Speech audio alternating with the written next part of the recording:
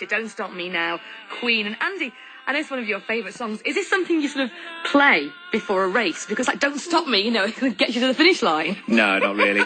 To be honest, there can be quite a lot going on when you're getting ready for a race. You can be checking that the bike's ready, you're listening to the announcements about whether they're calling your race up to the start line, and also as well, you're about to get onto something that's going to go quite fast.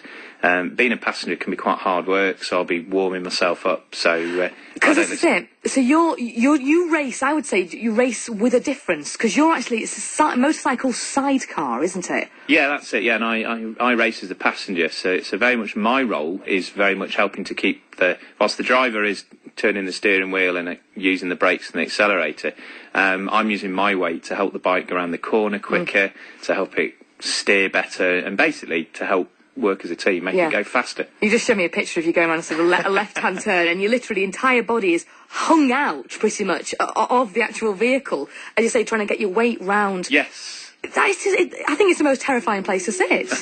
Well, I mean, some people do say that, and I must admit the first time when I went to have a go on one, I thought I'd love to have a go, but I'd said to the driver, I've got no idea whether I'll be A, any good, or B, it'll just terrify me. I've got a pretty strong constitution for scary stuff, so I'll give it a go. He gave us a go, and we came in after the first race, and he said, you weren't bad, and I thought, you know what? And he looked into my eyes, and he said, you're all right. And I said, I don't think I've ever enjoyed myself or been so scared all at the same time. So then when we went out for the second race, I felt a lot better, because the initial, whoa, this is quick, had gone. It was still, whoa, this is quick, but it just sort of went from there, and I've been hooked.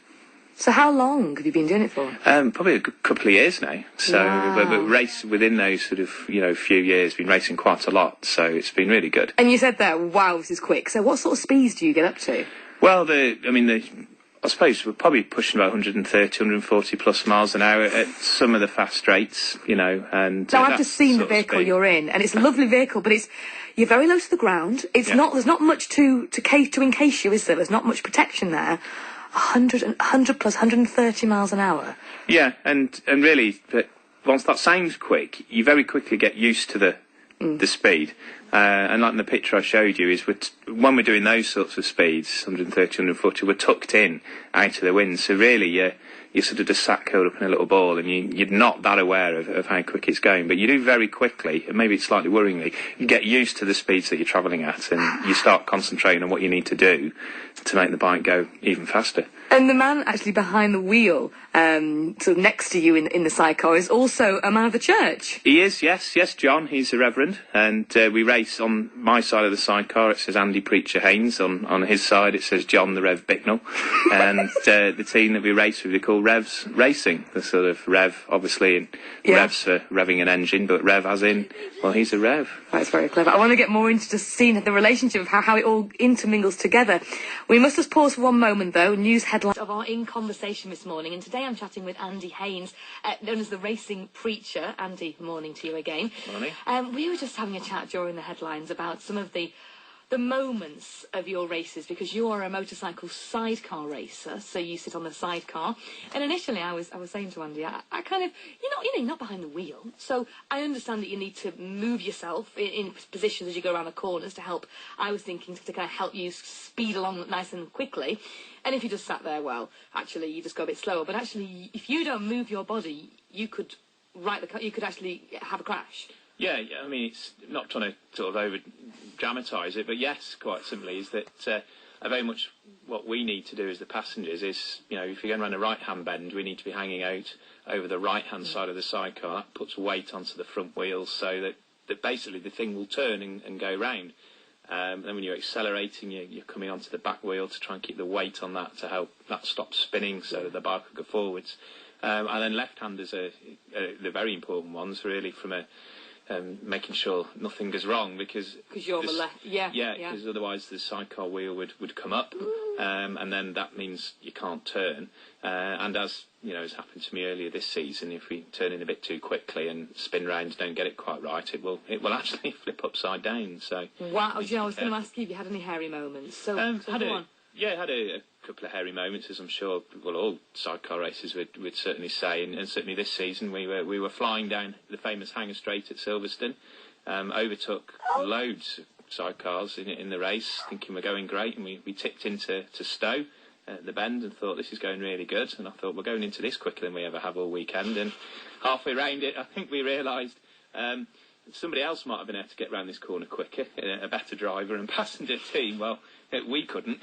So we really just sort of say, you know what, we ran out of talent halfway round the corner, and sort of span round, and I thought, thankfully the spin slowed us down, but we were probably still doing about 50, 60 mile an hour when we flipped upside down, and it sort of scattered us across the track a little bit. But thankfully the other sidecar racers reacted really well, you know, missed us, and we were able to sort the machine out, and we're back out racing the next day. Well, I was going to say, how badly were you injured? But if you're racing the next day, you weren't too bad then. No, a few, you know, sort of it shakes you up a little bit, you know, and a little bit stiff the next day, but nothing that, you know, a coffee with a couple of sugars and a couple of painkillers doesn't sort out, and off we went. I suppose it's important as well to get, I have to say the old cliche, get back on the horse as well, and not leave it too long when you have had a bit of a shake. Yeah, I mean, that was, you know, quite minor, you know, compared to some of the accidents, you know, that people have had. But yeah, we were back out the next day and fell back up to speed again by the afternoon, so yeah. So you've been doing this a couple of years, a bit of a love. You originally started watching it when you were in your teenage years, and you kind of revisited it. How does it fit with your day job, your other job as a preacher? You know, your home at Aldridge Methodist Church. How does it kind of sit alongside? Does one help the other? I think they can do, yes, because I mean, one of the things I'm passionate about is, you know, not just being in the church, you know, out there doing lots of different things. So really, I just enjoy sort of doing both, and I talk to people in church about the racing, you know, and they're quite interested in that. Does it come into the sermons? Yes, definitely. Not had it in. I mean, I'm preaching a sermon this morning about prayer, and I'll be talking about how I pray just before I go out to race. So I'll slip that in, and then when I'm at the racetracks, I have a teach. We have some teamwear, and it has my name, Andy Preacher Haynes, on, and people know I'm the racing preacher, and people take the mick, you know, and they'll say, do you pray? What's all this preaching about? Are you really into that sort of thing? And I know it's chats, you know, just chat, not preaching at them, just chat and have a conversation, just as I would if they asked me what's your favourite music or something like that. So yeah. How important? You mentioned that, you know, you do pray before you start. How important has your faith been to the race, to the racing, and keeping your belief there that you're going to not just get to the finish line in one piece, but, you know, to win? Well, it's very much in terms of the comfort and security that you can feel when you're on the bike. And yes, I pray every time before I go out and race. And certainly, you know, my prayer is definitely never that I will win. My prayer is that we will feel a sense of safety and do as well as we can. And if anybody, you know, watches me on the racetrack, they'll see me at the start of the race on the grid. And I pray and I bless everybody else that's racing. And my prayer is that they will do all the best that they can. And if I'm faster than them, great.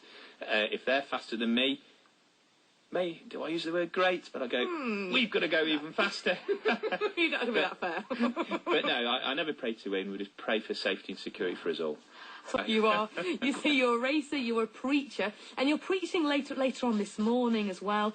And when's your next race, by the way? My next race is next weekend. I'm up at Cadwell Park, famous Lincolnshire circuit, and we won there in a race last year. So we go there. We know we're moving even quicker this season on the outfit that we're racing, so we're looking forward to enjoying that. Wow. Right, I've got a few more questions to ask you. Just got to stop one more moment, though, just to get the travel. Right now I'm in conversation with Andy Preacher Haynes, as you are known on the race car, because you're also a racing driver, the racing preacher. And we were talking a little bit earlier about the fact that you were, when you were in the sidecar, because people just joining us, you were a motorcycle sidecar racer, so you're the guy that sits in the side rather than behind the wheel, but I still think that's the scariest place to sit. But I was just saying, when you've parked up your motorcycle sidecar and you're just out for a normal ride on your bike on the normal roads of the West Midlands, has it changed your relationship with the roads? Has it made you either feel everything's a bit slow, or has it maybe improved your reactions and things? Well, no, I mean, I think it certainly, and I'll be really honest, that I've ridden bikes for years, and certainly, you know, I give thanks to certainly how I've managed to survive here, because I've never had any big accidents on the roads at all, but I have ridden my motorbike at incredibly fast speeds. Really, yeah. And really thought, I shouldn't have got away with that, and I'd be in a lot of trouble if anyone ever caught me. Yeah. And I think as I've got older, that's calmed down and come out to me. And I must admit, when I ride my bike on the road now, I'll go along quite quick. I'm actually thinking, you know what, I get my buzz from moving quickly, elsewhere on the track, which is where, if anybody thinks they're quick on a road bike, racing bike, you go and try racing one, and then you'll find you're not as quick as you are. You might take risks. Well, they're dangerous risks that at worst or at best might just hurt you, but at worst are going to involve other people as well. So, the racetrack's where to go and do it, and then that's where you can prove yourself. Yeah. If you're fast, then you'll be fast. Simple as that. Now, we know your children think you're wonderful. Daddy cool. With the words of Samuel. But how does the rest of your family feel about you? How's your wife, for instance, when you're going out on race day? I mean, I'd be a bag of nerves. How is she? Is she got better over time? Is she still scared to death every time you go out? I wouldn't say she's scared to death. I mean, bag of nerves is probably more towards where she can feel at times. I mean, she's very, very supportive. You can see it's something I enjoy. Can see it's something I've been reasonably good at. I'm not going to try and say I am a fantastic sidecar passenger, but it seems to have been reasonably good at.